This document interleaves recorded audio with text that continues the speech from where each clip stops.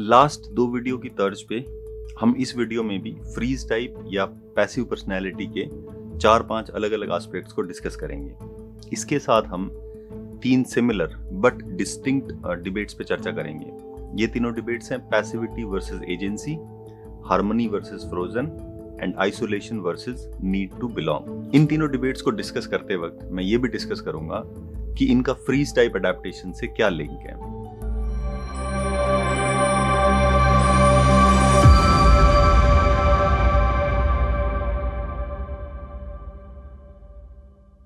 सबसे पहले हम स्टार्ट करते हैं डिसोसिएशन से।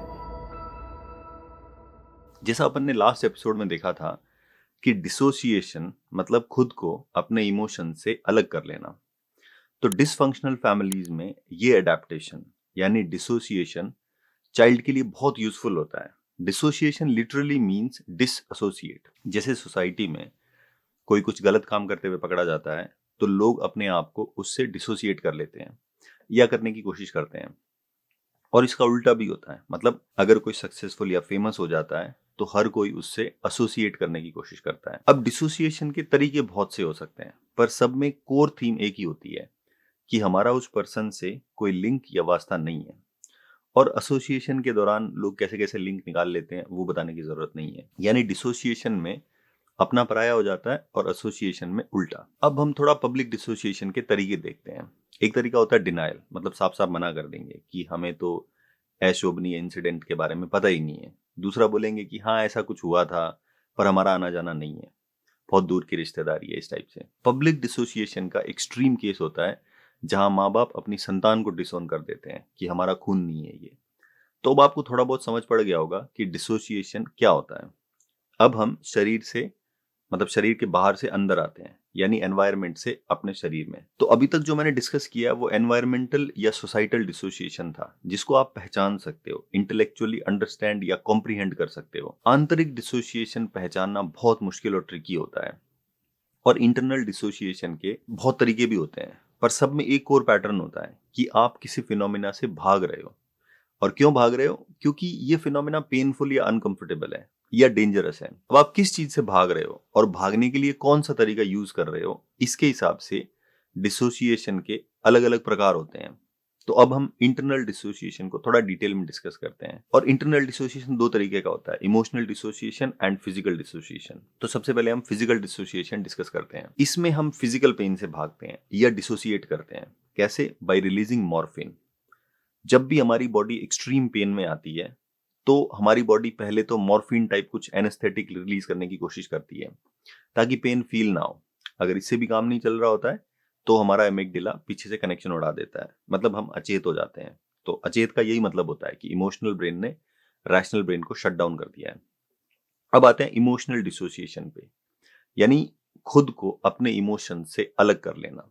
अपने काम का सिर्फ यही है, पर समझाने के लिए बाकी एग्जांपल्स देने पड़े।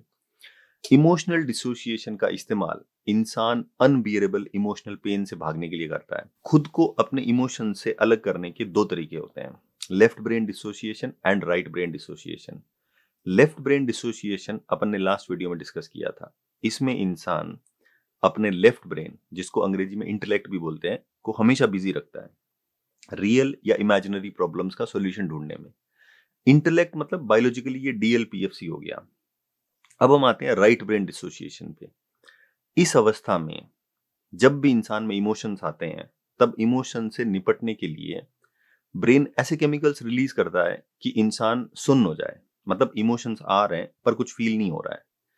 इन केमिकल्स को इंटरनल ओपियोइड्स बोलते हैं। इधर यूएस में बहुत सारे लोग डॉक्टर से प्रिस्क्रिप्शन लिखवा के ओपियोइड्स लेते हैं। ये मेडिकल ओपियोइड्स भी इंसान को इमोशनली नंब या सुन्न करने का काम करते हैं। यूएस में भी थोड़े दिन पहले इस पे बहुत बड़ा स्कैंडल भी हुआ था। डॉक्टर्स और कंपनीज मिलके लीगली ड्रग्स बेच रहे थे।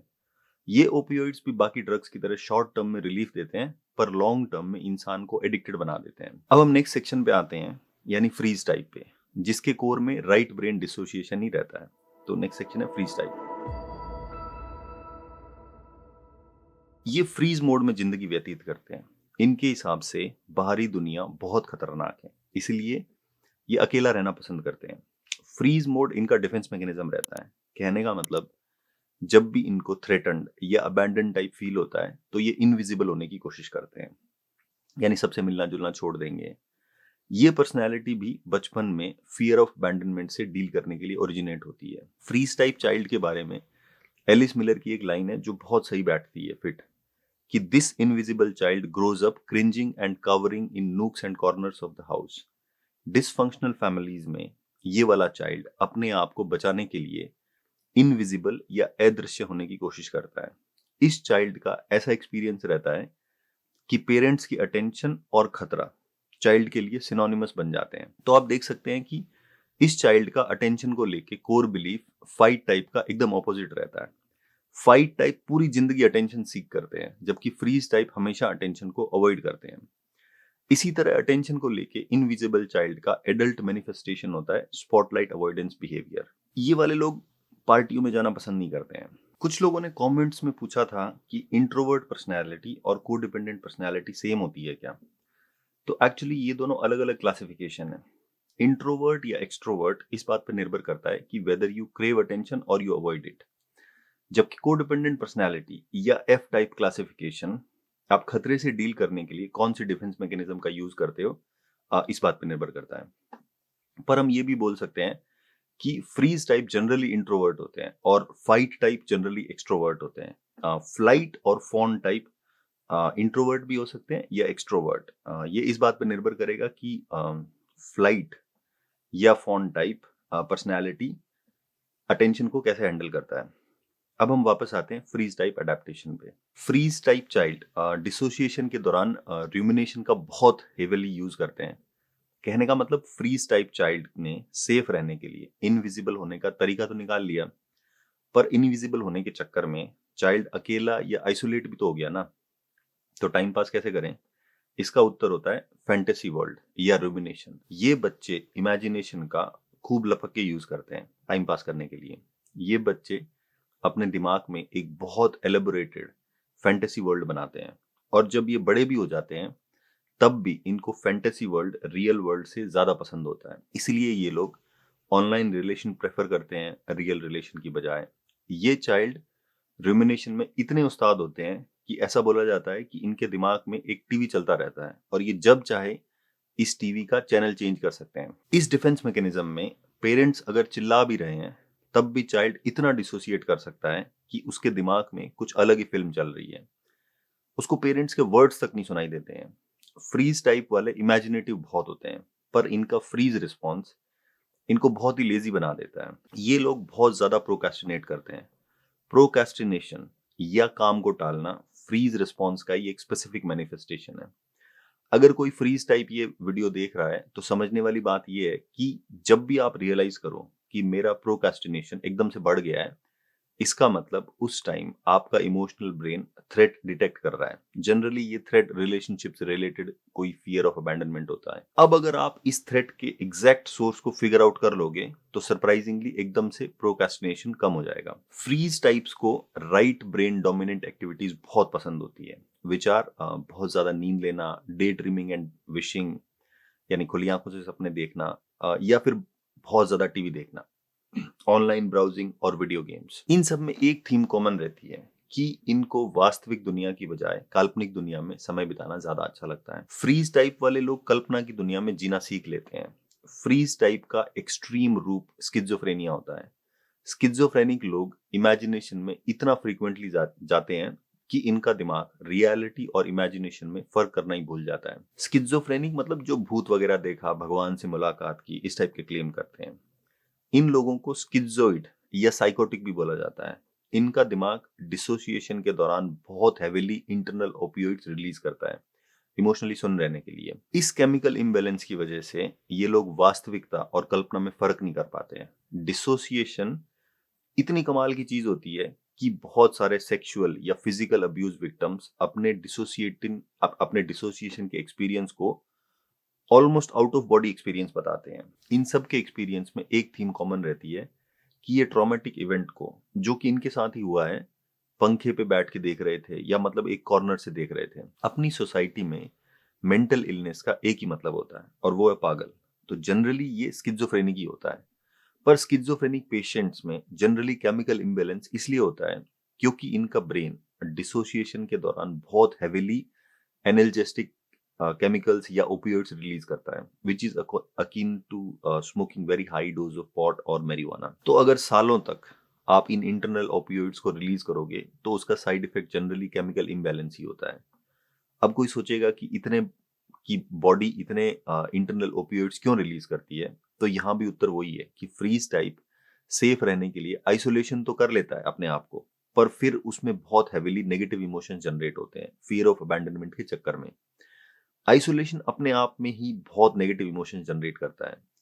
इसी इमोशनल पेन को टैकल करने के लिए हमारा ब्रेन इंटरनल ओपियोइड्स रिलीज करता है। अब हम आते हैं नेक्स्ट सेक्शन पे, रिकवरी ऑफ फ्रीज टाइप।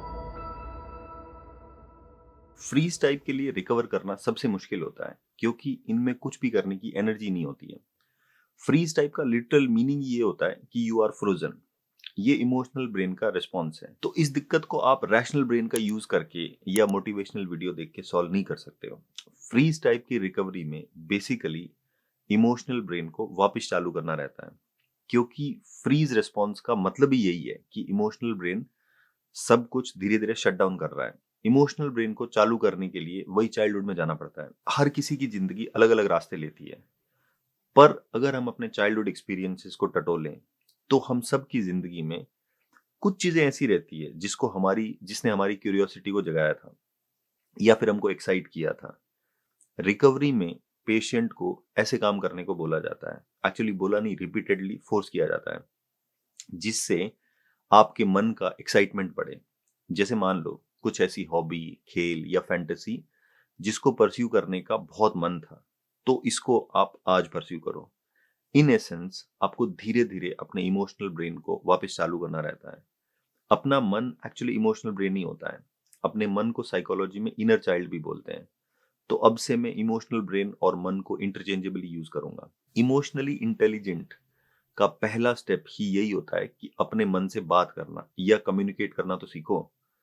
उसके बाद आता है कि मन या इनर चाइल्ड को क्या चाहिए ये पता करो, और ये जनरली चाइल्डहुड एक्सपीरियंसेस पे ही डिपेंड करता है। पर मेरे को इतना पता है कि सोसाइटी हम पे जो थोपती है कि डॉक्टर बनो, पैसा कमाओ, बड़ा घर खरीदो, है ना, ये सब तो मन को नहीं चाहिए होता है। फ्रीज टाइप वालों की एक सबसे बड़ी समस्या नशे की भी होती है। ये लोग पॉट या फिर मैरिजुआना के एडिक्टेड हो जाते हैं। इनके hallmarks avoidance of spotlight, procrastination, laziness, living in fantasy world और गेमिंग वर्ल्ड और ऑनलाइन वर्ल्ड, ये सब होते हैं। फ्रीज टाइप अपनी पूरी जिंदगी सुन्न अवस्था में निकाल देते हैं। फ्लाइट टाइप अपनी पूरी जिंदगी बिजी रहने में, और फॉन टाइप दूसरों की सेवा करने में।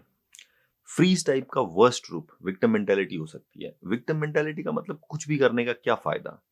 इसको लर्न्ड हेल्पलेसनेस या पैसिविटी भी बोलते हैं, जिसमें इंसान या ऑर्गेनिज्म बस पड़ा रहता है। ना तो इंसान अपनी जिंदगी के फैसले लेता है, ना अपने आप को प्रोटेक्ट करता है किसी भी तरह के अटैक या इंसल्ट से। ये ट्रेट वुमेन में ज्यादा होने के चांसेस रहते हैं, क्योंकि हमारी सोसाइटी वुमेन को पैसिव होने के लिए एनकरेज करती है। इनफैक्ट सोसाइटी में पैसिव वुमेन को आइडियलाइज या ग्लोराइज किया जाता है, जो अपनी जिंदगी का एक भी डिसीजन खुद से नहीं लेती है। अब हम फर्स्ट डिबेट पे आते हैं। तो फर्स्ट डिबेट है पैसिविटी वर्सेस एजेंसी। पैसिविटी का मतलब होता है कि आपकी जिंदगी की जो ये गाड़ी चल रही है, इसकी ड्राइवर सीट पे आप नहीं बैठे हो, आप पैसेंजर सीट पे बैठे हो। दूसरे शब्दों में, जिंदगी नामक गाड़ी की स्टीयरिंग व्हील आपके हाथ में नहीं है। You have no control over important aspects of your life. Agency का मतलब उल्टा होता है, आपकी जिंदगी का कंट्रोल आपके हाथ में है। आप ये बिलीव करते हो कि मेरी जिंदगी कौन सा रास्ता लेगी, किस डेस्टिनेशन पे पहुंचेगी, इन सब में मेरा रोल है। मैं सही निर्णय लूंगा और लगन के साथ काम करूंगा तो मैं अपनी मंजिल पा सकता हूं। एजेंसी मतलब you act as an agent in the course of your life. Agent की डेफिनेशन यही होती है कि वो जो चेंज या परिवर्तन लेके आए। पैसिव पर्सनैलिटी ऐसा बिलीव नहीं करती है। इनको लगता है कि इनकी जिंदगी कंप्लीटली एनवायरमेंट ड्रिवन है। ये कुछ भी कर ले, अपनी किस्मत या तकदीर नहीं बदल सकते हैं। इसलिए जो पैसिव पर्सनैलिटी होती है, उनके ड्रीम या ख्वाब तो होते हैं, पर वो उनको पूरा करने की कभी भी कोशिश नहीं करते हैं। अब मैं ये सब क्यों बता रहा हूं क्योंकि पैसिविटी भी फ्रीज रिस्पॉन्स का एक मैनिफेस्टेशन है। पैसिविटी को लर्न्ड हेल्पलेसनेस भी बोलते हैं। सेलिगमैन एंड मायर्स ने 70s में डॉग्स पे एक स्टडी की थी। इस स्टडी में इन्होंने ये पाया था कि अगर एनिमल को लगता है कि वो पेन या इलेक्ट्रिक शॉक को अवॉइड नहीं कर सकता है, तब वो खुद को पेन से बचाने की कोशिश करना ही छोड़ देता है। Surprisingly animals as well as we humans, हम दोनों ही हेल्पलेसनेस को बहुत जल्दी सीख लेते हैं, और जल्दी का मतलब 150 बार नहीं, सिर्फ 3-4 ट्राई में। सेलिगमैन और मेयर्स ने एक सिंपल सा एक्सपेरिमेंट डिजाइन किया जिसमें कुत्तों को लेफ्ट वाले बॉक्स में डाल के उनको नीचे से इलेक्ट्रिक शॉक दिया गया। अब जो नॉर्मल कुत्ते थे वो तो हाथों हाथ कूद के राइट साइड आ गए, पर कुछ कुत्ते जिनको इस एक्सपेरिमेंट में लाने से पहले लगातार इलेक्ट्रिक शॉक दिए गए थे, ये कन्विंस करने के लिए कि तुम कुछ भी कर लो, इलेक्ट्रिक शॉक से बच नहीं सकते हो। इन कुत्तों को जब इलेक्ट्रिक शॉक दिया गया तो इन्होंने कुछ नहीं किया, बस इसी लेफ्ट वाले बॉक्स में पड़े रहे। डिप्रेशन के फील्ड में ये स्टडी मील का पत्थर साबित हुई। इस स्टडी के पहले लोगों को कभी ये समझ नहीं पड़ा कि रिश्तों में कोई अब्यूज क्यों बर्दाश्त करेगा। क्लासिकल आर्ग्यूमेंट यही होता था कि विक्टिम ने अब्यूज को रोकने के लिए कुछ किया क्यों नहीं। अब इस कुत्तों वाले एक्सपेरिमेंट को बाद में थोड़ा और मॉडिफाई किया गया। इसमें इन्होंने एक तीसरा ग्रुप इंट्रोड्यूस किया। इस ग्रुप को भी दूसरे वाले ग्रुप की तरह इस एक्सपेरिमेंट में लाने से पहले इलेक्ट्रिक शॉक्स दिए गए, पर एक कंडीशन के साथ। जिस केज में इस थर्ड ग्रुप को इलेक्ट्रिक शॉक दिए गए थे, उसमें एक बटन रखा गया जिसको अगर कुत्ते दबाएंगे तो इलेक्ट्रिक शॉक रुक जाएंगे। यानी कि कुत्तों के इस तीसरे ग्रुप को ये कन्विंस किया गया कि इलेक्ट्रिक शॉक्स आ रहे हैं, पर तुम थोड़ा दिमाग लगाओ तो इन शॉक से बच सकते हो या इन शॉक्स को रोक सकते हो। अब इस थर्ड ग्रुप को ओरिजिनल एक्सपेरिमेंट में जब लेफ्ट वाले बॉक्स में रख के इलेक्ट्रिक शॉक्स दिए गए तो ये कुत्ते हाथों हाथ कूद के राइट बॉक्स में आ गए।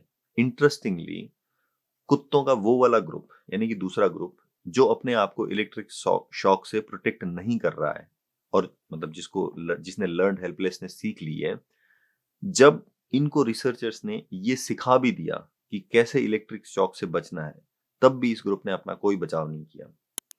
अब्यूजिव घरों से आने वाले बच्चों में, या मतलब बच्चों के बहुत सारे बिहेवियर्स को इस स्टडी ने एक्सप्लेन किया। इस स्टडी का निष्कर्ष यही था कि जिस इंसान के साथ पास्ट में अब्यूज नहीं हुआ है वो अब्यूज को सहन नहीं करता है। जिस इंसान के साथ अब्यूज हुआ है बट वो अब्यूज से निपटने में या उसको रोकने में कामयाब रहा हो, वो भी अब्यूज बर्दाश्त नहीं करता है। बट जिस इंसान के साथ बार बार अब्यूज हुआ हो और वो अब्यूज को रोकने में नाकाम रहा हो, ऐसी स्थिति में इंसान अब्यूज के खिलाफ प्रोटेस्ट नहीं करता है। इसी को लर्न्ड हेल्पलेसनेस बोलते हैं, यानी सीखी हुई लाचारी कि मैं क्या कर सकता हूँ या क्या कर सकती हूँ। अब लर्न्ड हेल्पलेसनेस बहुत खतरनाक चीज होती है। इस कंडीशन में इंसान ये बिलीव करता है कि वो कुछ भी करके अपने हालात नहीं बदल सकता है, पर लर्न्ड हेल्पलेसनेस के साथ और भी बहुत कुछ फ्री में आता है। जैसे आप में कुछ भी करने की ऊर्जा नहीं रहेगी, कुछ भी करने का मन नहीं करेगा, कुछ भी अच्छा नहीं लगेगा। इसके अलावा लर्न्ड हेल्पलेसनेस के फिजिकल सिम्टम्स भी होते हैं, जैसे जोड़ों में दर्द रहना, सुबह सुबह शरीर में अकड़ रहना। ये सब फ्रीज रिस्पॉन्स या पैसिविटी के अलग अलग लक्षण है। पैसिविटी का उल्टा होता है एजेंसी, यानी पहले तो आप ये बिलीव करो कि चाहे कितने भी खराब हालात हो, आप कुछ कर सकते हो हालात बदलने के लिए। फिर पैसिविटी की अगली स्टेज आती है जहां इंसान ये बिलीव करता है कि फलाना फलाना कंडीशंस ये सब जब पूरी होगी तब मैं कुछ ट्राई करूंगा। तो ये भी पैसिविटी है, हिडन पैसिविटी टाइप से। तो रिकवरी का पहला स्टेप ही यही होता है कि get out of passivity. Passivity रिश्ते भी खराब कर सकती है। जैसे जो कंट्रोलिंग घरों से लड़कियां आती है, उनमें बहुत पैसिविटी होती है। वो अपनी लाइफ का कोई भी डिसीजन लेने से बहुत डरती है। ये फिनोमेना नार्सिसिज्म से अलग है। नार्सिसिस्ट को डिसीजन लेने में कोई इशू नहीं होता है, इनफैक्ट दे लव इट। वो रिस्पॉन्सिबिलिटी नहीं लेते हैं। अब पैसिव पर्सनैलिटी में ये डिसीजन लेने का डर बचपन में पड़ा होता है। कंट्रोलिंग पेरेंट्स अपने बच्चों को कोई भी फैसला लेने पे बहुत पनिश करते हैं। कंट्रोल का मतलब यही होता है कि हम तुम्हारी जिंदगी के सारे फैसले लेंगे। अब ये जो कंट्रोलिंग घरों से लड़कियां आती है, इनकी शादी अगर नॉर्मल लड़के से भी होगी ना, तब भी इनकी पैसिविटी जाती नहीं है। ऐसी स्थिति में ये पैसिविटी एकदम जहर टाइप काम करती है, क्योंकि ये लड़कियां अपनी लाइफ का हर छोटा डिसीजन पति से पूछ पूछ के लेती है, जो कि काफी इरिटेटिंग हो सकता है एक नॉर्मल पर्सन के लिए। जैसे सोच के देखो कि बाहर खाने खाने जाना है, अब पति का डिसीजन एक्सेप्ट नहीं करना है और अपना बताना नहीं है, so you can see the issue. अब मैं नार्सिसिस्ट और नॉर्मल इंसान में फिर से फर्क समझाता हूँ। Narcissist will love such passive women क्योंकि उन्हें कंट्रोल करने को मिलेगा। तो नॉर्मल इंसान और नार्सिसिस्ट में यही फर्क होता है कि नॉर्मल इंसान पैसिव वुमेन को एनकरेज करेगा डिसीजन लेने के लिए, जबकि नार्सिसिस्टिक पर्सन डिस्करेज करेगा डिसीजन लेने के लिए। इनफैक्ट अगर किसी ambitious and career oriented woman की शादी नार्सिसिस्टिक फैमिली में हो जाए तो बहुत ब्रूटली पूरी फैमिली वाले मिलके ऐसी वुमन को फोर्सिबली अपने घुटनों पे लेके आते हैं, यानी कि पैसिव बनाते हैं। जनरली आर्ग्यूमेंट्स ऐसे रहते हैं कि करियर वगैरह छोड़ दो, फैमिली पे फोकस करो, अपने को कोई पैसे की जरूरत थोड़ी है। और ऐसा किया जाता है बाय कॉन्स्टेंटली इन्फ्लिक्टिंग ट्रॉमा। भाव यही होता है कि अपनी जिंदगी का कंट्रोल हमें दे दो, या फिर ये हाथ मुझे दे दे, इस टाइप से। ट्रॉमा अपने आप में काफी बड़ा टॉपिक है, पर ट्रॉमा की बेसिक डेफिनेशन यही होती है कि आपकी इच्छा के विरुद्ध आपको डरा धमका के या आइसोलेट करके आपसे आपकी जिंदगी का कंट्रोल छीन लिया और फोर्सिबली आपसे ऐसा कुछ करवाया जो आप नहीं करना चाहते थे, जैसे मर्जी के खिलाफ शादी करने को बोलेंगे या कोई रिश्ता तोड़ने को फोर्स करेंगे, इस टाइप से। जैसे रेप भी बहुत बड़ा ट्रॉमा होता है, जहां अब्यूजर विक्टिम की इच्छा के विरुद्ध उसकी बॉडी वायलेट करता है। रेप या ट्रॉमा का हमेशा होल एंड सोल एक ही एम होता है, to induce passivity in victim. And the worst part is it works. Rape के केस में फीमेल्स की बॉडी का ऑलमोस्ट डिफॉल्ट रिस्पॉन्स रहता है कि वो डिसोसिएट या फ्रीज कर जाती है। इसके भयावह कॉन्सिक्वेंसेज होते हैं, और ये कॉन्सिक्वेंसेज ये होते हैं कि विक्टिम को कुछ भी याद नहीं रहता है, सब कुछ धुंधला धुंधला हो जाता है। इससे भी ज्यादा खतरनाक होता है जब कोर्ट रूम्स में इन्हीं विक्टिम का सिस्टम के द्वारा दोबारा रेप होता है, यानी कि कोर्ट में जब इन विक्टिम्स को क्रॉस क्वेश्चनिंग के दौरान जानबूझ के ऐसे सवाल पूछे जाते हैं जिससे ट्रॉमा दोबारा से ट्रिगर हो जाए। ऐसी सिचुएशन में बहुत सारी लड़कियां फिर से फ्रीज कर जाती है, वो बोलना चाहती है पर उनकी जबान नहीं खुलती है, और इस तरह से अब्यूजर और उनके वकील मिलके रेप ट्रॉमा के सारे वाकये को झुटला देते हैं। पैसिविटी भी शॉर्ट टर्म में फायदेमंद होती है, ये इंसान को अब्यूज सहने में मदद करती है, पर लॉन्ग रन में पैसिविटी इंसान को धीरे धीरे मीठे जहर की तरह मारती है। जो इंसान पैसिव होता है ना, उसकी जिंदगी का कोई गोल या लक्ष्य नहीं होता है, जिंदगी में कोई एक्साइटमेंट नहीं होता है। इनकी जिंदगी बिना पतवार वाली नाव जैसी हो जाती है। ये अपनी जिंदगी को ना दिशा दे सकते हैं और ना ही दिशा देने में इंटरेस्टेड रहते हैं। मदर और चिल्ड्रन, इन दोनों में पैसिविटी के और भी बहुत घाटे होते हैं।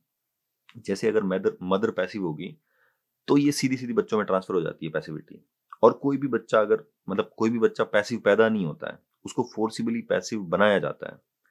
जब भी कोई बच्चा डिसीजन लेता है तो डिसफंक्शनल फैमिलीज में या तो बच्चों का मजाक उड़ाया जाता है या पनिश किया जाता है, और मोस्ट इंपॉर्टेंटली डिसफंक्शनल फैमिलीज के मेंबर्स पूरी जी जान लगा के कोशिश करते हैं कि बच्चा सक्सेसफुल ना हो। अब कोई सोच रहा होगा कि डिसफंक्शनल फैमिलीज ऐसा क्यों करती है, तो इसका एकदम सिंपल उत्तर है कि अगर फैमिली बच्चे की जरूरतों के हिसाब से चलती है तो वो नॉर्मल फैमिली होती है, पर ऐसा करने में पेशेंस और मेहनत लगती है। इसीलिए सबसे बढ़िया है कि बच्चे को अपनी जरूरतों के हिसाब से ढलने के लिए फोर्स करो, जो कि डिसफंक्शनल फैमिली करती है।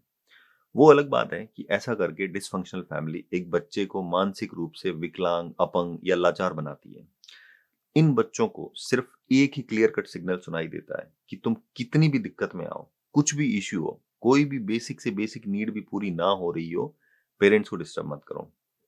बच्चों को ओबीडियंट एंड पैसिव बनाने के अपने फायदे हैं, बट इसके कॉन्सिक्वेंसेस भी बहुत भयावह होते हैं। जैसे एक चीज तय है कि इन बच्चों के साथ चाहे फिजिकल अब्यूज हो, सेक्सुअल मोलेस्टेशन हो, ये घर पे नहीं बताते हैं डिसफंक्शनल फैमिलीज में, चुपचाप सहन करते हैं। बड़े होके भी ये खूब इनजस्टिस सहन करते हैं, और अगर किसी वुमन को मैरिटल अब्यूज से प्रॉब्लम होती भी है तो सोसाइटी इनको पैसिव बनने की सलाह देती है कि सहन करो। कुल मिला के समझने वाली बात यह है कि सोसाइटी हमें बचपन से ओबीडियंट और पैसिव बनने के लिए रिपीटेडली फोर्स करती है, बट, और ये बहुत ही इंटरेस्टिंग बट है, जब बाहरी दुनिया में फंक्शन करने की बारी आती है तब सोसाइटी को चाहिए कि ये पैसिव बच्चे जिन्होंने अपनी जिंदगी में एक इंपॉर्टेंट डिसीजन खुद से नहीं लिया है, ये एकदम से इलॉन मस्क टाइप बन जाए, है ना। तो अब हम आते हैं नेक्स्ट सेक्शन पे, हार्मनी वर्सेस फ्रोजन और out of sync. If we are not attuned to our environment, our autonomic nervous system will be under a lot of fire power from amygdala. मतलब एज ए प्राइमेट स्पीशीज हम लोग एक दूसरे के साथ cooperate करके ही survive किए हैं। तो अगर आपकी बॉडी अपने आसपास वालों के साथ ट्यून्ड नहीं है तो खतरा ही खतरा। पहले जब भी हमारे एंसेस्टर्स खतरे में आए होंगे तब वही ट्राइब सर्वाइव किया होगा जिसके मेंबर्स एक दूसरे के साथ बहुत हार्मोनियसली फंक्शन करते होंगे। इनफैक्ट हम होमोसेपियंस के दिमाग में एक म्यूटेशन ने हमको बाकी एनिमल से इतना आगे लाके छोड़ दिया, और वो म्यूटेशन है mirror neurons. Mirror neurons accidentally discover हुए थे। कुछ इटालियन रिसर्चर्स एक मकाऊ मंकी के दिमाग में इलेक्ट्रोड लगा के कुछ तो एक्सपेरिमेंट कर रहे थे। Now nobody remembers the original experiment, पर इस एक्सपेरिमेंट के दौरान रिसर्चर्स ने 10-12 मकाऊ मंकीज के दिमाग में इलेक्ट्रोड घुसा रखे थे, और वो एक एक करके मंकीज को केला दे रहे थे, और जिसको केला दिया उसके दिमाग में इलेक्ट्रोड्स के थ्रू न्यूरोनल एक्टिवेशन मेजर कर रहे थे। इंटरेस्टिंग ट्विस्ट तब आया जब रिसर्चर्स ने नोटिस किया कि केला जिस मंकी को दिया है उसके दिमाग में तो न्यूरोनल एक्टिवेशन पाया ही गया ऑफ कोर्स, पर दूसरे मंकी जिन्होंने इस एक्ट को नोटिस किया उनके दिमाग में भी न्यूरोनल एक्टिवेशन पाया गया। It was a remarkable discovery. यहाँ मिरर न्यूरॉन्स का नाम इसलिए दिया गया क्योंकि ये न्यूरॉन्स दूसरे बंदर की न्यूरोनल एक्टिविटी को मिरर या रिफ्लेक्ट कर रहे हैं। किसी को अभी तक मिरर न्यूरॉन्स की इंपॉर्टेंस समझ नहीं पड़ी हो तो उनके लिए बता दूं कि मिरर न्यूरॉन्स और इनका एक्सटेंसिव यूज ही हमें एनिमल से अलग करता है। मिरर न्यूरॉन्स की वजह से हम अपने आसपास वालों से कनेक्ट कर पाते हैं, उनकी मेंटल स्टेट क्या है ये जान पाते हैं, और यहाँ से चालू होता है समाज परिवार का खेल। अगर मिरर न्यूरॉन्स ना होना तो फिर हम पशु है ना, मतलब खा लिया पी लिया निकाल लिया, और इतने सिंपलिस्टिक टास्क परफॉर्म करने के लिए नाखून बराबर भी दिमाग नहीं चाहिए होता है। हमारा दिमाग इतना बड़ा और कॉम्प्लेक्स इसीलिए होता है क्योंकि we are incredibly complex creatures. अब हम आते हैं नेक्स्ट लीप ऑफ इवोल्यूशन पे, और ये है स्पिंडल न्यूरॉन्स। ये स्पिंडल न्यूरॉन्स सिर्फ हम homo sapiens, great ape and sea mammals करके होते हैं, कैक्टेजियंस, उनमें पाए जाते हैं। स्पिंडल न्यूरॉन को आप इंफॉर्मेशन प्रोसेसिंग का सुपर हाईवे इंफ्रास्ट्रक्चर टाइप मान सकते हो। मतलब ये न्यूरॉन मैसिव लेवल पे लाइट की स्पीड से हजारों दूसरे न्यूरॉन्स के साथ इफेक्टिवली कोऑर्डिनेट कर सकता है और इंफॉर्मेशन ट्रांसफर कर सकता है। और ये स्पिंडल न्यूरॉन भी हमारे दिमाग के दो स्पेसिफिक हिस्सों में पाया जाता है, एंटीरियर सिंगुलेट कॉर्टेक्स या एसीसी, ब्रेन का ये वाला पार्ट एम्पैथी के लिए रिस्पॉन्सिबल होता है, और दूसरा पार्ट इंसुला, दिमाग का ये वाला पार्ट मोरल जजमेंट के लिए यूज होता है। ये दोनों पार्ट लिम्बिक सिस्टम में पाए जाते हैं। इन स्पिंडल और मिरर न्यूरॉन्स की वजह से एम्पैथेटिक लोगों का ब्रेन यूज बहुत हाई रहता है। फाइट टाइप पर्सनैलिटी इन दोनों न्यूरॉन्स का मिनिमल यूज करता है क्योंकि वो दूसरों के बारे में कभी नहीं सोचते हैं, और जैसे वो बड़े होते हैं तो उनकी बॉडी वैसे भी मिरर न्यूरॉन्स और स्पिंडल न्यूरॉन्स को डिस्कार्ड कर देती है। तो mirror neurons is all about others, दूसरे लोग कैसे रिएक्ट करेंगे, क्या सोचेंगे, ये सब। इंसुला के माध्यम से मैं एक पॉइंट एक्सप्लेन करना चाहता हूं, और वो पॉइंट है कि हमारा शरीर, इमोशंस, मोरालिटी, थॉट्स, ये सब कनेक्टेड रहते हैं एक दूसरे से। जैसे इमोशनल पेन फिजिकल पेन का रूप ले लेगा, इसी तरह बहुत सारे बच्चे इमोशनल भूख खाना खा के पूरी करना चाहते हैं। ये बच्चे बचपन में बहुत मोटे रहते हैं, बट खाना खाने से कुछ हद तक इनकी इमोशनल भूख पूरी भी होती है। ऐसा इसलिए होता है क्योंकि हमारे शरीर और दिमाग में लगभग हर कोई पार्ट एक से ज्यादा काम करता है। जैसे जो न्यूरॉन्स फिजिकल पेन में लाइट अप या एक्टिवेट होते हैं, वही न्यूरॉन्स इमोशनल पेन में भी लाइट अप होते हैं। इसी तरह जो न्यूरॉन्स लव, केयर, अटैचमेंट इन सब में लाइट अप होते हैं, वही न्यूरॉन्स शुगर खाने में भी एक्टिवेट होते हैं। यहां मैं एक बार फिर से डिफेंस मैकेनिज्म को एक्सप्लेन करना चाहता हूं। जो लोग बहुत मोटे रहते हैं बचपन से, उनको भले ही लगता होगा कि something is wrong with them because they can not stop eating, पर ऐसा नहीं है। आपने चाहे कोई भी ट्रेट अक्वायर किया हो, भले ही ज्यादा खाना खाने वाला ट्रेट हो, उसकी कोई ना कोई यूटिलिटी रही होती है।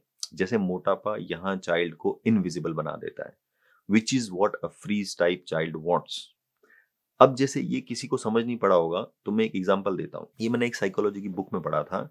एक लड़की रहती है जिसका वेट 120 केजी रहता है। ये लड़की एक थेरेपिस्ट के पास जाती है और काफी फिजिकल वर्कआउट वगैरह करके 60 किलो की हो जाती है। उसके बाद एकदम से 2-3 महीने में उसका वेट बहुत रैपिडली वापस बढ़ के 140 किलो हो जाता है। उसका थेरेपिस्ट लिखता है कि मैंने इतना तेजी से वेट गेन करते हुए किसी को नहीं देखा, मतलब ऑलमोस्ट 1 किलो दिन का। वो भी तब जब इस लड़की ने 2-3 साल तक कड़ी मेहनत करी थी पतला होने के लिए। बाद में थेरेपिस्ट को पता लगता है कि ये लड़की as a child sexual abuse की विक्टिम रही होती है, और जब वो 60 किलो की अट्रैक्टिव वुमेन बन जाती है तो उसका एक कलीग उसको डेट के लिए आस्क आउट करता है, and it triggers her old fears and defence mechanism. तो आप देख सकते हैं कि जब ये लड़की 120 किलो की थी, तब ये इनविजिबल थी। कोई इसको नोटिस नहीं कर रहा था, hence she was safe. But जैसे ही उसको किसी ने नोटिस किया, दैट मीन्स खतरा ही खतरा। Remember I told you earlier that for a freeze type, attention और खतरा ये दोनों सिनोनिमस होते हैं। तो अब हम वापस आते हैं इंसुला पे। मैं इंसुला के इवोल्यूशन से ये एक्सप्लेन करना चाहता हूँ कि हमारा शरीर इवॉल्व कैसे हुआ है। सो नेक्स्ट सेक्शन है insula, the seat of moral judgement.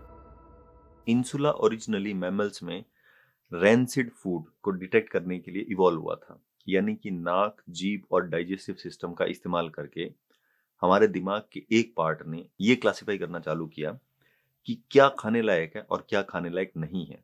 और ओरिजिनली इंसुला इसी प्रिंसिपल पे इवॉल्व हुआ है।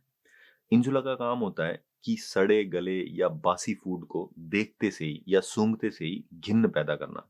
घिन्न मतलब जैसे उल्टी आ जाएगी, पर इट्स ए स्पेसिफिक फीलिंग।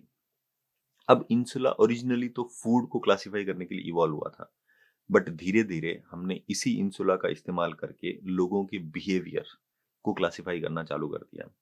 इसलिए आज भी जब हम किसी के मोरली करप्ट या डिग्रेडेड बिहेवियर को देखते हैं तो हमें घिन आती है, और घिन के दौरान हम लोगों की नाक ऐसे ऊपर चढ़ जाती है। ये एग्जैक्टली सेम एक्सप्रेशन है जो हम सड़े गले बासी फूड को सूंघने पे हमारे अंदर आएगा।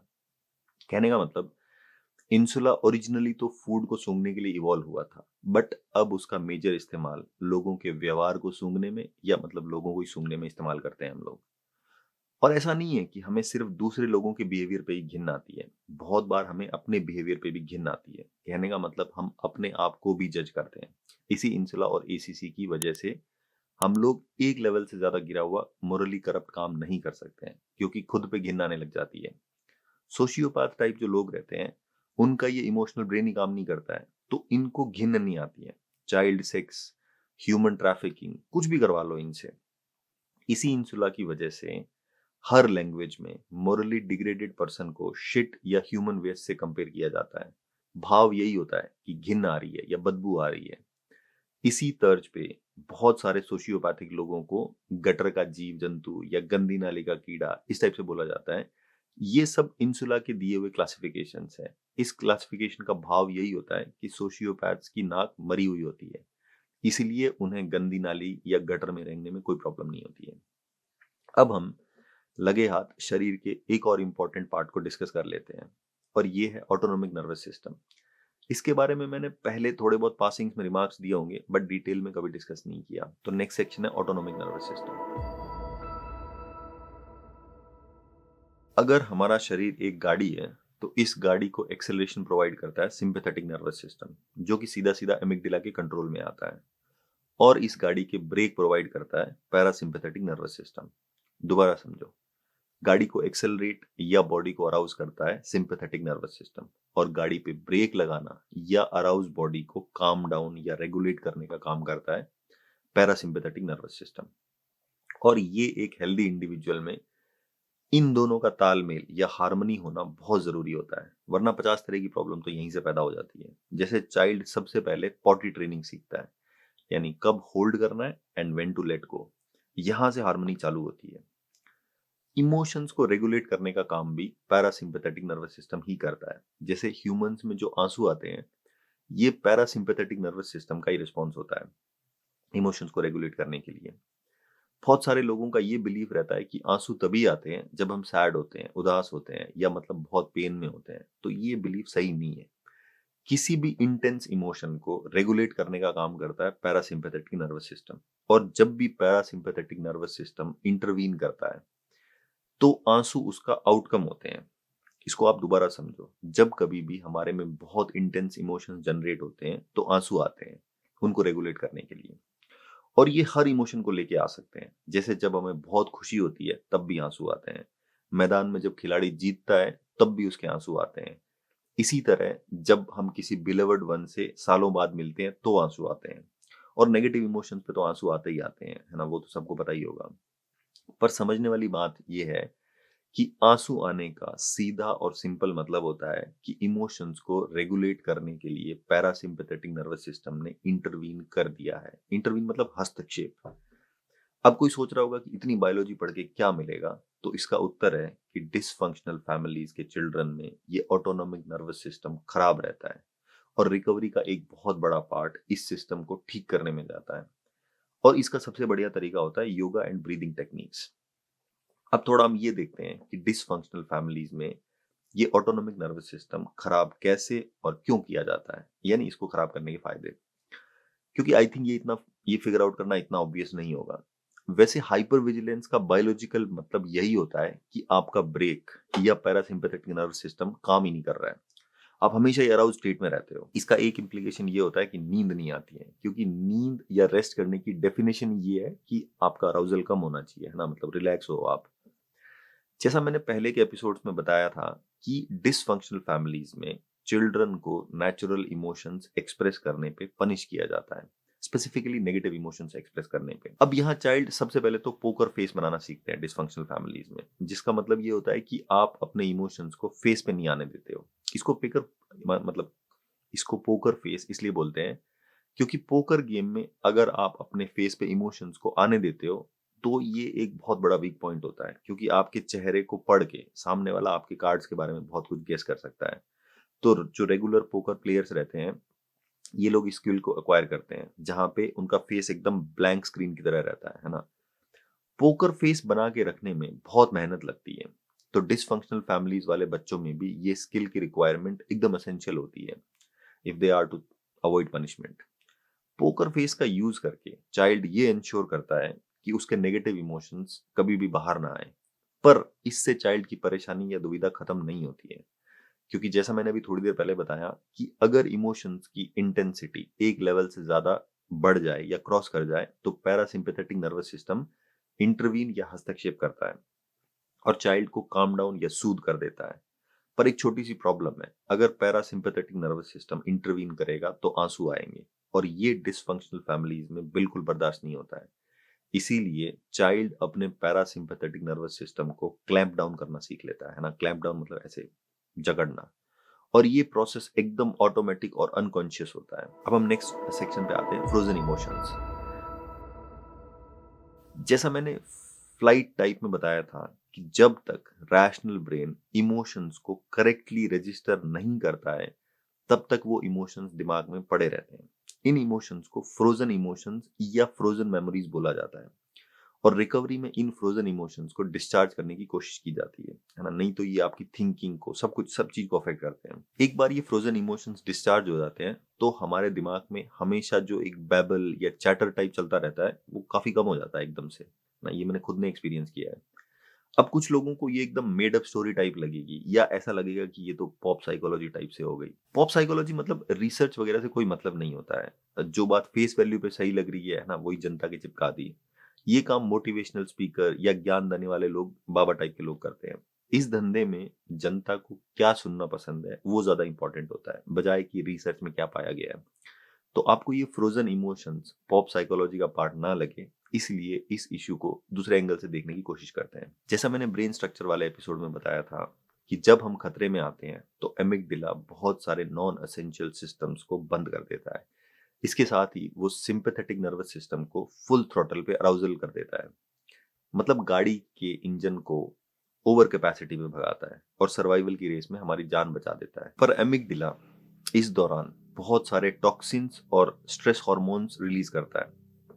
एक बार खतरा टल जाता है तब सेंट्रल नर्वस सिस्टम के अराउजल पे ब्रेक लगाने का काम करता है पैरासिम्पैथेटिक नर्वस सिस्टम, है ना। एक्चुअली किसी को कंफ्यूजन नहीं हो इसलिए बता दूं कि सेंट्रल नर्वस सिस्टम और autonomic nervous system almost same होते हैं, और पैरासिम्पैथेटिक नर्वस सिस्टम और sympathetic nervous system central nervous system के पार्ट होते हैं दोनों। तो आंसू आने का एक बेनिफिट रहता है कि इसमें पैरासिम्पैथेटिक नर्वस सिस्टम उन टॉक्सिन्स और स्ट्रेस हार्मोन्स को बाहर निकाल लेता है बॉडी से।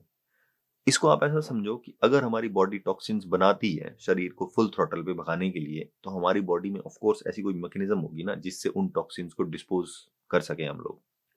अब डिसफंक्शनल फैमिलीज के बच्चे पैरासिम्पैथेटिक नर्वस सिस्टम पे क्लैंप डाउन कम नहीं करते हैं कभी भी। दूसरे शब्दों में, ये बॉडी के टॉक्सिन्स डिस्पोज करने वाले प्रोसेस को डिप्लॉय नहीं होने देते हैं, और हर खराब हादसे के दौरान जो टॉक्सिन्स और स्ट्रेस हार्मोन्स रिलीज हुए थे वो शरीर में अभी भी पड़े हुए हैं। और ये टॉक्सिन्स और स्ट्रेस हार्मोन्स हमारे दिमाग की फंक्शनिंग को प्रभावित करते हैं। तो जिनको फ्रोजन इमोशंस का कॉन्सेप्ट पॉप साइकोलॉजी टाइप लगता है, वो इस वाले एंगल के हिसाब से देख सकता है कि जब ये इमोशंस पहली बार आए थे, तब से उनका फुटप्रिंट शरीर पे अभी भी मतलब पड़ा हुआ है, या फिर शरीर पे अभी भी उसका इम्पैक्ट है। क्योंकि स्ट्रेस हार्मोन्स और टॉक्सिन्स तो शरीर में अभी भी पड़े हुए हैं। अब एक दूसरा हादसा होगा तो उसके स्ट्रेस हार्मोन्स और टॉक्सिन्स और आगे जमा हो जाएंगे, तो मतलब डिसफंक्शनल फैमिलीज में ये चलता रहता है धनाधन। अब इतने सारे जमा हुए टॉक्सिन्स को शरीर से बाहर निकालने का तरीका रहता है कि वही फ्रोजन इमोशंस को आप बाहर आने दो। रिकवरी में लोगों को ये सिखाया जाता है कि आपने जो पैरासिम्पैथेटिक नर्वस सिस्टम पे क्लैंप डाउन कर रखा है, उसको थोड़ा ढीला करो, है ना। इसके तरीके होते हैं बहुत सारे। तो ज्यादातर तरीकों में वही होता है कि ग्रीफ एक्सप्रेस करने वाली जो एबिलिटीज होती है वो काम आती है। और डिसफंक्शनल फैमिलीज में बहुत सारे बच्चों को रोना नहीं आता है because they were never allowed to cry. और बाद में ये बच्चे बड़े होकर ऐसी मेंटेलिटी बना लेते हैं कि crying is a symbol of weakness. जिन एडल्ट्स का ये सिंपैथेटिक नर्वस सिस्टम और पैरासिम्पैथेटिक नर्वस सिस्टम हार्मनी में काम नहीं करता है, उनको बहुत तरह की बीमारियां रहती है। ऐसे पेशेंट्स का एचआरवी लो होता है। एचआरवी मतलब हार्ट रेट वेरिएबिलिटी। शुरू शुरू में जो पीटीएसडी के पेशेंट्स थे, यानी वॉर वेटरन्स, उनमें ये देखा गया कि उनकी एचआरवी कम थी नॉर्मल लोगों के कंपैरिजन में।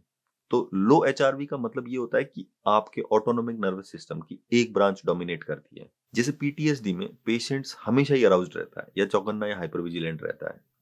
तो इनमें सिर्फ सिंपैथेटिक नर्वस सिस्टम डोमिनेट करता है, ये हमेशा अराउज्ड ही रहते हैं। इनका अराउजल इतना परसिस्टेंट होता है कि पीटीएसडी वाले पेशेंट्स को नींद नहीं आती है बिना गोली लिए, और अगर आती भी तो 2-3 घंटे के लिए आती है, फिर खुल जाती है इनकी नींद।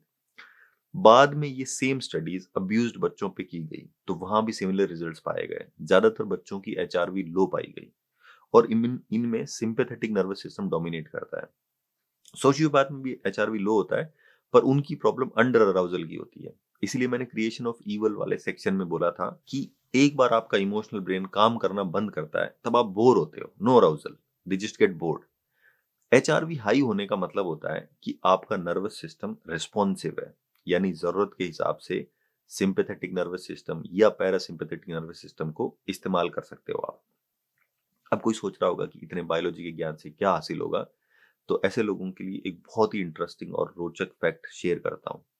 हम जब सांस लेते हैं तो हमारा सिंपैथेटिक नर्वस सिस्टम एक्टिवेट होता है, और जब हम सांस छोड़ते हैं तो हमारा पैरासिम्पैथेटिक नर्वस सिस्टम एक्टिवेट होता है।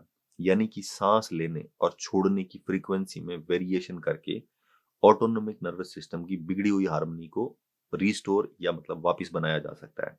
इसीलिए पीटीएसडी की बहुत सारी ट्रीटमेंट स्टडीज में हाथा योगा बहुत यूजफुल पाया गया। तो जिन लोगों का एचआरवी कम रहता है, वो लोग योगा में बताई गई ब्रीदिंग टेक्निक्स का इस्तेमाल करके अपना एचआरवी बढ़ा सकते हैं। वैसे एचआरवी आजकल ये जो एप्पल या सैमसंग वाली स्मार्ट वॉच आती है, इसमें भी आप मेजर कर सकते हो अपना, जो ऐसे लाइंस बनती है ना, वो वाली। अब हम वापस आते हैं हार्मनी पे। हम होमोसेपियंस में एक बहुत प्रोमिनेंट ट्रेट होता है कि we live in harmony as well as we respond incredibly well to rhythms and tunes. इसलिए ये कोई कोइंसिडेंस नहीं है कि राजा लोगों ने ये बहुत पहले फिगर आउट कर लिया था कि युद्ध में जिस आर्मी के पास बैंड बाजे वाले होते हैं, वो आर्मी इनक्रेडिबली वेल परफॉर्म करती है। क्योंकि एक तो बैंड बाजे वालों की वजह से पूरी आर्मी का एक साथ सिंपैथेटिक नर्वस सिस्टम अराउज कर सकते हैं राजा लोग, और इस अराउजल को लंबे समय तक मेंटेन भी रख सकते हैं। वरना आप सोच के देखो कि एक राजा अपनी सेना में बैंड बाजे वालों को क्यों रखेगा, क्यों उनके खाने पीने का खर्चा उठाएगा।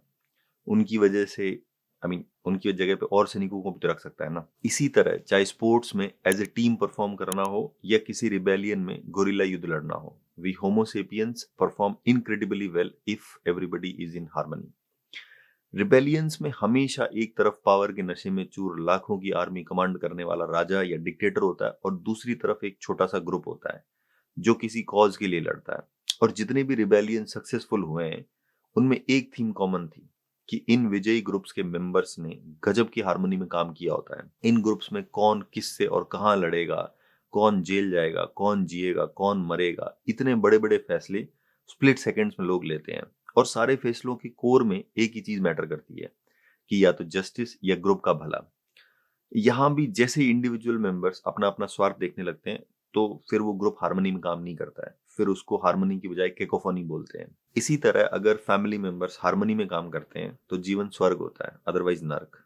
इसी तरह अगर आपके ब्रेन के सारे पार्ट्स हार्मनी में काम करते हैं तो आपकी लाइफ भी वेल ट्यून्ड कार की तरह चलती है। और अगर ब्रेन के पार्ट्स अपने अपने हिसाब से काम करते हैं बिना किसी ट्यूनिंग के, तो जिंदगी 50 साल पुरानी खटारा कार की तरह चलती है, जिसकी एक चीज रिपेयर करवाओ तब तक दूसरी खराब हो जाती है। अब हम आते हैं नेक्स्ट सेक्शन पे, isolation versus need to belong. अब मैं ये सब क्यों बता रहा हूँ हार्मनी के बारे में? क्योंकि हमारी जिंदगी में हार्मनी होना बहुत जरूरी है। और अगर हम अपने आसपास वालों से वेल ट्यून्ड और कनेक्टेड नहीं है तो हमारा एमिगडाला कॉन्स्टेंटली एंजाइटी जनरेट करता है। हार्मनी और प्रेडिक्टेबिलिटी साथ साथ चलती है, but they are not exactly the same thing. Music, dance, ये सब हमारे जीन में होता है। Contrary to present scenario, music, dance ये सब फेम या अटेंशन पाने के लिए नहीं होता है। पहले ट्राइबल कल्चर में जब हम खुश होते थे, then we used to sing and dance together. और ये group singing, dancing incredibly healing होता है ट्राइबल मेंबर्स के लिए। जनरली ट्राइबल मेंबर्स में मेंटल इलनेस या नेगेटिव इमोशंस इसलिए आते हैं जब उन्हें अपनी फैमिली या ट्राइब से कनेक्टेड फील नहीं होता है। और जब ट्राइब मेंबर्स मिल के साथ डांस करते हैं और साथ में फीस्ट करते हैं तो हर किसी को वापस कनेक्टेड फील होता है। और ये फीलिंग ऑफ कनेक्टेडनेस में मैजिकल हीलिंग पावर्स होती है। हमारे कल्चर्स में मंदिर, मस्जिद, मेले, शादियां, ये सब ग्रुप एक्टिविटी और हार्मनी को प्रमोट करने के इररिप्लेसेबल तरीके हैं। अनफॉर्चुनेटली आज इन जगहों पे भी नार्सिसिज्म या दिखावा घुस गया है। आजकल लोग शादी, फंक्शन ये सब इसलिए नहीं करते हैं कि बाकी परिवार वालों के साथ एक दिन एंजॉय करना है, बल्कि यहाँ भी दूसरों को क्या दिखाना है, कैसे जलाना है ना, इन सब पे फोकस रहता है। जो डिसफंक्शनल फैमिली में बड़ा होता है, this child grows completely disconnected, frozen and out of sync. Recovery में दूसरे वानरों के साथ वापस कैसे जुड़ना है ये समझाया सिखाया जाता है। अब यहाँ वापस जुड़ने का मतलब ये नहीं है कि आप डिसफंक्शनल फैमिली मेंबर्स के साथ वापस जुड़ने की कोशिश करो। अगर आप ऐसा करोगे then you will terrorize yourself और retraumatize yourself. Generally reconnection दूसरे विक्टिम्स के साथ बनाया जाता है जो ऑलमोस्ट आपकी तरह सिमिलर सर्कमस्टेंसेस से गुजरा है। दूसरे विक्टिम्स के साथ कनेक्शन भी बहुत जल्दी बनता है and at the same time these victims will not betray you और abandon you no matter what happens. यहाँ पे एक बहुत इंपॉर्टेंट ऑब्जर्वेशन शेयर करना चाहूंगा। रियल एम्पैथेटिक फ्रेंडशिप रिकवरी में इमेंसली हेल्प करती है। इनफैक्ट डिसफंक्शनल फैमिलीज के कुछ इक्के दुक्के बच्चे जो थोड़ी बहुत इनको सक्सेस मिलती है, जनरली इसमें फ्रेंडशिप का बहुत बड़ा हाथ होता है। मिरर न्यूरॉन्स और स्पिंडल न्यूरॉन्स को पढ़ने के बाद ये तो समझ पड़ गया होगा कि एक एम्पैथी एक बहुत ही कॉम्प्लेक्स एबिलिटी है जो हर किसी के बस की बात नहीं होती है। इससे भी ज्यादा इंपॉर्टेंट बात यह है कि एम्पैथी में almost God like magical healing powers होती है। जैसे अगर एक एम्पैथेटिक फ्रेंड सिर्फ आपका दुख सुन लेगा ना, तो भी आपका दुख कम हो जाएगा। एक मिनट के लिए सोच के देखो कि कितनी मिराकुलस पावर है। पर एम्पैथी रियल होनी चाहिए, अदरवाइज इट डजंट वर्क।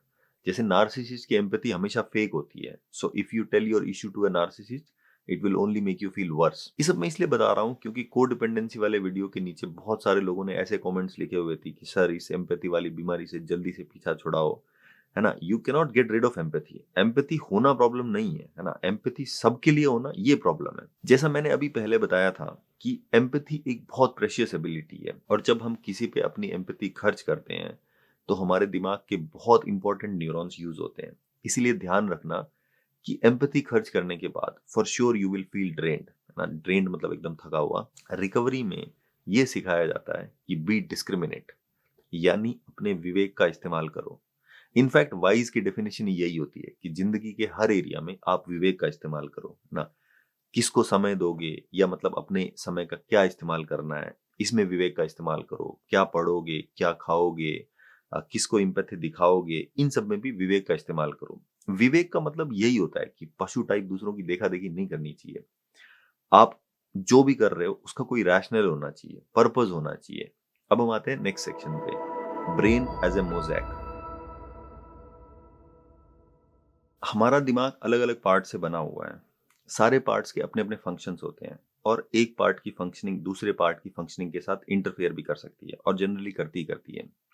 जैसे एग्जांपल लेते हैं, मान लो एक नॉर्मल पर्सन की नार्सिसिस्ट से शादी हो जाए और फिर उसकी जिंदगी में लड़ाई पे लड़ाई। क्योंकि नॉर्मल रिश्तों में जब इंसान को कॉन्ट्राडिक्शन, हिपोक्रेसी, दोगलापन ये सब दिखता है तो वो इसको पॉइंट आउट करता है।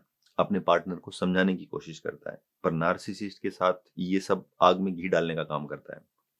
एक चीज मैं क्लियर कर दूं कि जिसकी जो डिफेंस मैकेनिज्म रहती है उसमें आप उसको बीट नहीं कर सकते हो। जैसे नार्सिसिस्ट को आप फाइट में डिफीट नहीं कर सकते हो। इनफैक्ट अगर नार्सिसिस्ट के हाथ कोई लड़ाई लग जाए तो उनके चेहरे पे एकदम तेज या मतलब ग्लो आ जाता है, एंड इट्स वेरी ऑस्टेंसिबल। इसीलिए हिसाब से तो यहाँ भी विवेक का इस्तेमाल करना चाहिए और नार्सिसिस्ट को हराने का या आईना दिखाने का ख्याल छोड़ देना चाहिए। क्योंकि विवेक का मतलब होता है कि आप अपनी लिमिटेशन भी रियलाइज करो, एक्सेप्ट करो। अब कोई सोच रहा होगा कि लिमिटेशन क्यों एक्सेप्ट करो, तो ऐसे लोगों के लिए दूसरे शब्दों में बताता हूं, आपको ये एक्सेप्ट करना पड़ेगा कि अलग अलग तरह के लोग होते हैं, लोगों की जिंदगी के ऑब्जेक्टिव्स अलग अलग रहते हैं। जैसे मान लो कि आपकी एक नार्सिसिस्ट के साथ 3 घंटे लड़ाई चली। अब 3 घंटे की लड़ाई के बाद आपकी ये हालत हो गई है कि मैं कौन हूँ, कहाँ से आया हूँ, कहाँ जाना है, कहने का मतलब सारे बाल खड़े हो गए हैं और आप अपना नाम तक भूल गए हो, है ना, और 2-4 दिन की नींद और चैन वो अलग गई। और इसी लड़ाई के बाद अगर नार्सिसिस्ट को देखोगे तो वो आराम से घर्राटे लेके सो रहा होगा, and you wonder that how can he और शी डू इट। इसका उत्तर है कि इस लड़ाई से नार्सिसिस्ट के सारे ऑब्जेक्टिव पूरे होते हैं और आपका एक भी नहीं। जैसे नार्सिसिस्ट को अटेंशन चाहिए होती है, वो लड़ाई के माध्यम से उनको मिली। नार्सिसिस्ट को पावरफुल फील करना होता है, वो उनको फील हुआ जब उन्होंने आपको ऑलमोस्ट बावला करके छोड़ दिया। इसके साथ साथ उनकी लड़ाई वाली खुराक पूरी अलग हुई, वो अलग। इसके साथ साथ उनकी लड़ाई वाली खुराक पूरी हुई, वो अलग। जनरली लोग नार्सिसिस्ट के साथ लड़ाई इसलिए करते हैं because they want to convey some point. Do they succeed? Never. Coming back to point, narcissist के साथ नहीं लड़ना है, ये पॉइंट नॉर्मल लोगों को समझ नहीं पड़ता है, मतलब उनके रैशनल ब्रेन को।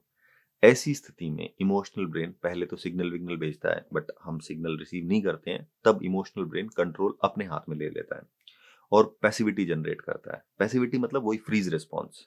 तो अब आप में एनर्जी नहीं बचेगी तो लड़ाई कहां से करोगे। साथ ही साथ हमारा ब्रेन ओपियोइड्स रिलीज करता है सुन्न रहने के लिए। सुन्न नहीं रहोगे तो नार्सिसिस्ट आपको फिर से कुछ ना कुछ इंसल्ट वगैरह करके वापस प्रोवोक कर लेगा। अब थोड़े दिन पैसिविटी रहती है तो नेचुरली डिप्रेशन आता है। हिसाब से तो डिप्रेशन के दौरान इंसान को इंट्रोस्पेक्शन करके हाथों हाथ नार्सिसिस्ट को छोड़ के वहां से भाग जाना चाहिए, बट हम वो भी नहीं करते हैं। ऐसी स्थिति में एमिगडाला हाइपर विजिलेंस जनरेट करता है, एंजाइटी जनरेट करता है, क्योंकि एमिगडाला का काम ही ये है कि खतरे को डिटेक्ट करना और अलार्म रेज करना। अब एमिगडाला एंजाइटी जनरेट करता है तो दिमाग का दूसरा पार्ट और ज्यादा ओपियोइड्स रिलीज करता है सुन्न रहने के लिए, and I can go on and on. पर मेरा पॉइंट ये है कि हमारी जिंदगी में एक्सीडेंट्स होते रहते हैं और फिर उन एक्सीडेंट्स के अगेंस्ट ब्रेन के अलग अलग पार्ट अपने अपने हिसाब से रिएक्ट करते हैं और हमारा लाइफ पे कंट्रोल ऑलमोस्ट नेग्लिजिबल होता है। ये एनिमलिस्टिक लाइफस्टाइल हो गई। You are merely reacting to stimuli और इवेंट्स। ऐसी जिंदगी जनरली एक कैकोफोनी होती है। अब अगर आप सिम्फनी चाहते हो तो आपको अपने दिमाग के अलग अलग पार्ट्स में हार्मनी बनानी पड़ेगी। अब कोई सोचेगा कि जब दिमाग के अलग अलग पार्ट्स हैं तो मैं कौन हूं, तो यहाँ पे सोल का कॉन्सेप्ट आता है। सोल इज लाइक चेतना, awareness, consciousness. It is the only field which is still mysterious in science, and how consciousness work ये भी बहुत मिस्टीरियस है साइंस में। अब अगर किसी को इस टॉपिक पे इंटरेस्ट हो कि how to identify your soul, या मतलब अपनी सोल को कैसे पहचाने, तो भागवत गीता के 13वें चैप्टर या अध्याय को पढ़ें। इसमें बहुत ही बढ़िया से सोल और बाकी के बॉडी पार्ट्स में डिफरेंशिएट किया गया है। इस चैप्टर का टाइटल है the field and the knower of the field. Field मतलब बॉडी, दिमाग, इंद्रियां, सेंसेस, ये सब। Knower of the field is the soul. So basically ये बहुत पुराना डिस्टिंक्शन है between material and energy in our body. इस वाले चैप्टर में वेद व्यास अलग अलग एग्जाम्पल से सोल और सोल के अलावा जो कुछ भी है उन दोनों में डिफरेंशिएट करने की कोशिश करता है। भागवत गीता में कृष्ण हमारी अंतरात्मा या सोल है और अर्जुन हमारा मन या इमोशनल ब्रेन, और भागवत गीता इन दोनों के बीच का संवाद है। इस चैप्टर में कृष्ण ये बोलते हैं कि मैं वो हूं जो खाने को एंजॉय करता हूं पर मैं खाना नहीं हूं, और ना ही मैं जीभ हूं। इसी तरह मैं वो हूं जो देखता हूं पर मैं आंख नहीं हूं। मैं वो भी हूं जो आंख को इस्तेमाल करता हूं। इसी तरह सांख्य स्कूल ऑफ फिलोसफी में प्रकृति और पुरुषा में फर्क किया गया है, जो कि बहुत ही सोफिस्टिकेटेड डिफरेंशिएशन है। प्रकृति में सब आ गया, यानी कि हमारी habits, desires etcetera, basically animalistic nature, जिसकी जेनेटिक कोडिंग ऑलरेडी हमारे अंदर ऑलरेडी लोडेड रहती है। और हम मोस्ट ऑफ द टाइम प्रकृति के हिसाब से ही एक्ट करते हैं। पुरुषा सोल हो गया विच इज अनटच्ड बाय प्रकृति। तो आप देख सकते हैं कि प्रकृति को इतना इजीली ऑब्जर्व या फिजिकली टच नहीं किया जा सकता है शरीर या आंख की तरह से। प्रकृति इज लाइक जेनेटिक फुटप्रिंट और जेनेटिक ब्लूप्रिंट। तो प्रकृति और पुरुषा भी वही है कि सोल और जो भी बाकी कुछ बचता है वो दोनों में डिस्टिंक्शन है, गीता की तरह ही। अब मैं थोड़ा सा अपना टेक देता हूं कि व्हाट इज सोल। जैसा मैंने ब्रेन स्ट्रक्चर वाले एपिसोड में बताया था कि हमारा दिमाग जिलियंस ऑफ न्यूरॉन से बना हुआ है। अब अगर बायोलॉजी के हिसाब से देखोगे तो एक न्यूरॉन एक्साइट हुआ अपने आप या किसी एक्सटर्नल स्टिमुलाई को देख के, अब वो अपने आसपास वाले न्यूरॉन्स को एक्साइट कर देगा और ये सीक्वेंस रेंडमली फिर चलती रहती है। कॉन्शियसनेस मतलब you start to have some से कि कौन से न्यूरॉन्स एक्साइट होंगे और कौन से नहीं। कम से कम अपनी तरफ से कुछ कोशिश तो कर सकते हैं ना कि कुछ न्यूरॉन्स के एक्साइटमेंट को सपोर्ट करें और कुछ न्यूरॉन्स के एक्टिवेशन को प्रोहिबिट करें या रोकें। और सरप्राइजिंगली ये एबिलिटी रहती है हमारे पीएफसी में। It can intermediate in how different parts work with each other. पर पीएफसी को कंट्रोल करना या पीएफसी के थ्रू पंचायती करना बाकी पार्ट्स के बीच में, ये हुनर सीखना पड़ता है मेडिटेशन के थ्रू। बट हर धर्म का प्राइमरी एम स्पिरिचुअलिटी होता है और स्पिरिचुअलिटी का प्राइमरी पर्पस होता है इंटीग्रेशन ऑफ ब्रेन या फिर यूनिफिकेशन ऑफ ब्रेन। तो इस सेक्शन को समराइज करता हूं। हमारा ब्रेन अलग अलग पार्ट से बना हुआ है और हर पार्ट का अपना अपना यूज है। अब आपकी जिंदगी की जो गाड़ी है उसको आप दूसरे लोगों के भरोसे या वातावरण के भरोसे नहीं छोड़ सकते हो। अगर आप ऐसा करोगे तो पैसिविटी, डिप्रेशन, ये सब तो आएगा ही आएगा। इसीलिए आपको अपनी जिंदगी की स्टीयरिंग व्हील अपने हाथ में लेनी पड़ेगी। उसके बाद देखो कि गाड़ी किस दिशा में जा रही है वगैरह वगैरह। एक्चुअली सबसे पहले तो आपको ये समझना पड़ेगा कि गाड़ी के अलग अलग पार्ट्स आपस में मिलके कैसे काम करते हैं, जो कि इस चैनल का प्राइमरी पर्पस है। विलियम जेम्स की स्टोरी पढ़ना। अमेरिकन साइकोलॉजी का फादर बोला जाता है विलियम जेम्स को and he was a genius. पर 26 साल की उम्र तक वो बहुत बीमार रहता था। 20 तरह की बीमारियां थी उसको, पूरे टाइम पर बेड में पड़ा रहता था and he almost died 2-3 times. William James का बाप एक बहुत रिच था और उसने दुनिया भर के डॉक्टर बुला लिए विलियम जेम्स को ठीक कराने के लिए। और ठीक का मतलब उसका बाप चाहता था कि वो एक नॉर्मल जिंदगी जी सके। उसके बाद विलियम जेम्स का इंटरेस्ट जगा फिलॉसफी और साइकोलॉजी में एंड ही डिड वंडर्स। उसके बाप ने कभी सोचा भी नहीं होगा कि विलियम जेम्स काम भी कर सकता है and he turned out to be an ace in the field. इस किस्से से मैं आपको ये समझाना चाह रहा हूं कि जब तक इस ब्रेन रूपी मोज़ैक के पार्ट्स एक दूसरे के अगेंस्ट काम करते हैं तब तक इंसान एक नॉर्मल जिंदगी जीने के लिए भी बहुत स्ट्रगल करता है। और ब्रेन के अलग अलग पार्ट्स एक दूसरे के साथ कितना हार्मोनियसली काम करते हैं, इसका इंटेलिजेंस या हार्ड वर्क से कोई लेना देना नहीं होता है। इसका सिर्फ लेना देना होता है कि आपकी परवरिश कैसी हुई है। विलियम जेम्स के साथ भी कुछ ऐसा ही था कि जवानी तक उसके ब्रेन के अलग अलग पार्ट्स एक दूसरे के खिलाफ काम कर रहे थे and somehow he was able to overcome that। आप भी अपनी जिंदगी की डायरेक्शन एकदम से नहीं बदल सकते हो, पर आप अगर स्टीयरिंग व्हील पे बैठोगे तो जिंदगी को दिशा दे सकते हो छोटे छोटे चेंजेस करके। और ध्यान रखना कि डायरेक्शन में चेंज कितना भी छोटा हो, लाइफ कोर्स को ऑल्टर सिर्फ यही एक चीज कर सकता है। और एक बात और ध्यान रखना कि आपकी जो भी पर्सनैलिटी है ये 20-30 साल में बनी है, तो इसको चेंज करने में भी टाइम लगेगा, पर पैसिविटी से बाहर निकलना ही पड़ेगा। और ये करने का सबसे बढ़िया तरीका होता है कि कुछ ऐसा करो जिससे आपकी जिंदगी में एक्साइटमेंट आए। विलियम जेम्स के साथ भी कुछ ऐसा ही हुआ था।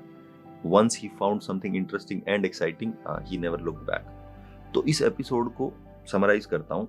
पैसिविटी से बाहर आने का एक ही तरीका है और वो है कि आप अपनी जिंदगी का कोई लक्ष्य बनाओ, है ना, और जिंदगी में एक्साइटमेंट लाओ। और आपको छोटे छोटे डिसीजन लेने पड़ेंगे। शुरू शुरू में बहुत डर लगेगा, but remember you will not die. इसी तरह अगर कोई लक्ष्य नहीं है तो कम से कम ये लक्ष्य तो बना ही सकते हो कि मुझे अपने आप को जानना है। Be a learner. और लर्न करने से आपको कोई भी माई का लाल नहीं रोक सकता। And I can guarantee you जितना लर्न करोगे उतनी एंजाइटी कम होगी। तो अगले एपिसोड में हम फॉन टाइप या एम्पैथेटिक पर्सनालिटी को डिस्कस करेंगे। And thank you for watching.